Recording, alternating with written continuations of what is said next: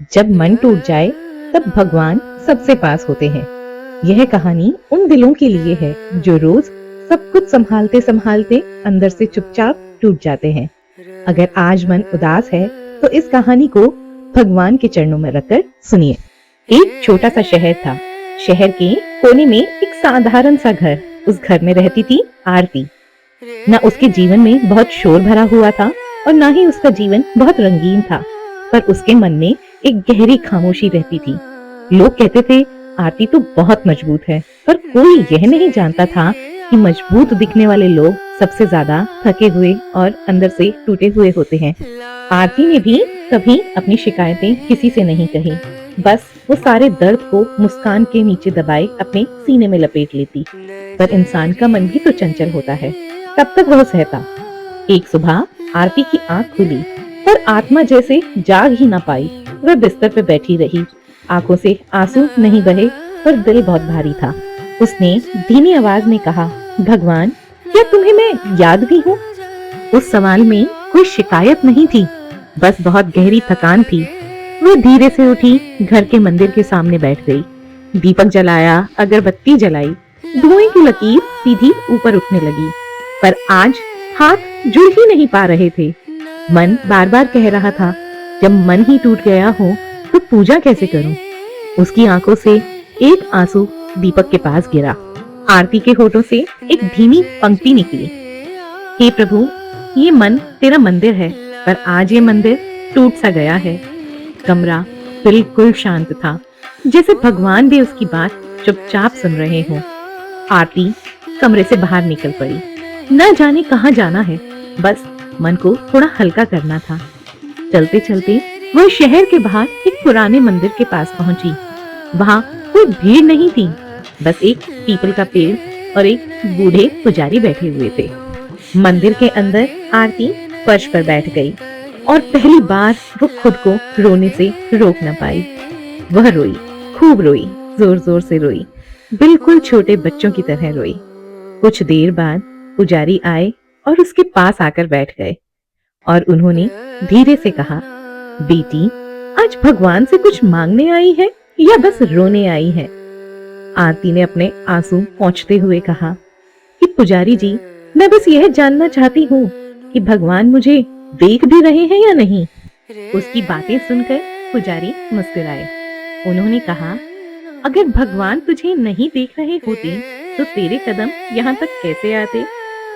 फिर उन्होंने भक्ति की पंक्ति सुनाते हुए उसे कहा, जब रास्ता खुद मंदिर बन जाए, समझ लेना प्रभु साथ चल रहे हैं। आरती चुप हो गई। उसका दिल थोड़ा हल्का हुआ।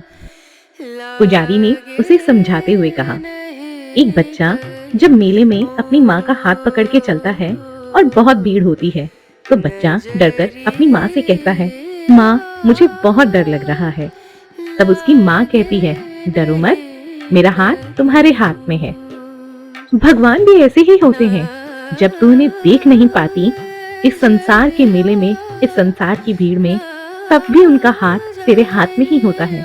उन्होंने तेरा हाथ थामा हुआ है। यह बात सुनकर आरती की आंखें भर आई। उसने कहा, हे पुजारी, फिर भगवान इतना दर्द क्यों देते हैं? पुजारी ने पीपल के पत्तों की ओर इशारा करते हुए कहा, जब इस पेड़ से एक पत्ता गिरता है तो पेड़ नहीं मरता, वह अगले पत्ते के लिए जगह बना रहा होता है। फिर बोले, प्रभु तोड़ते नहीं, बस वो हल्का कर रहे होते हैं। आरती ने आंखें बंद की। उसके होठों से एक और पंक्ति निकली, हे प्रभु, अगर यह भी तेरा रास्ता है तो मुझे थामे रखना। इस संसार में अब तुम ही मेरे हो प्रभु, बस मेरा हाथ थामे रखना। फिर वो मंदिर से बाहर निकली। बाहर निकलते समय समस्याएं वही थी, पर अब डर नहीं था।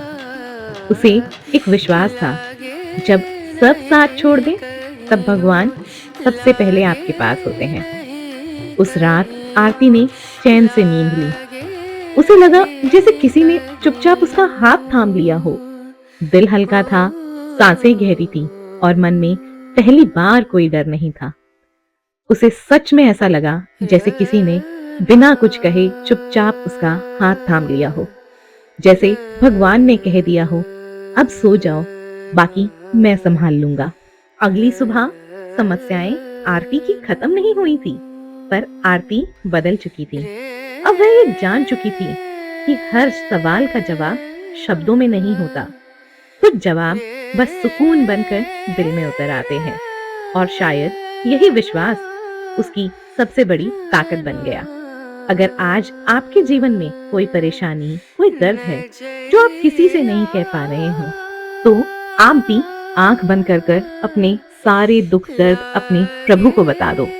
यकीन मानो, वो सुन रहे हैं, वो आपका हाथ थामे हुए हैं। विश्वास करो अपने प्रभु पर, वो तुम्हें कभी टूटने नहीं देंगे, कभी हारने नहीं देंगे। वो हर पल तुम्हारे साथ हैं, तुम्हें सुन रहे हैं, तुम्हारे दर्द को महसूस कर सकते हैं। और कुछ दर्द, यकीन मानिए, बहुत अच्छे होते हैं हमारे जीवन के लिए, हमें बहुत कुछ सिखा जाते हैं।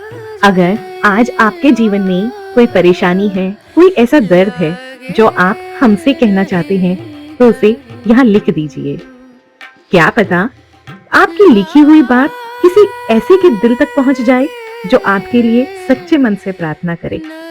और क्या पता ऊपर वाला किसी अनजान दुआ के जरिए आपकी दुख तकलीफें चुपचाप दूर कर दे। याद रखिए, इन तकलीफ के पलों में आप अकेले नहीं हैं। आपकी हर आह, हर आंसू, हर दर्द किसी न किसी रूप में सुनी जाती है। बस भरोसा रखिए, भगवान देर करते हैं, देर नहीं, और वो हमेशा आपके साथ हैं।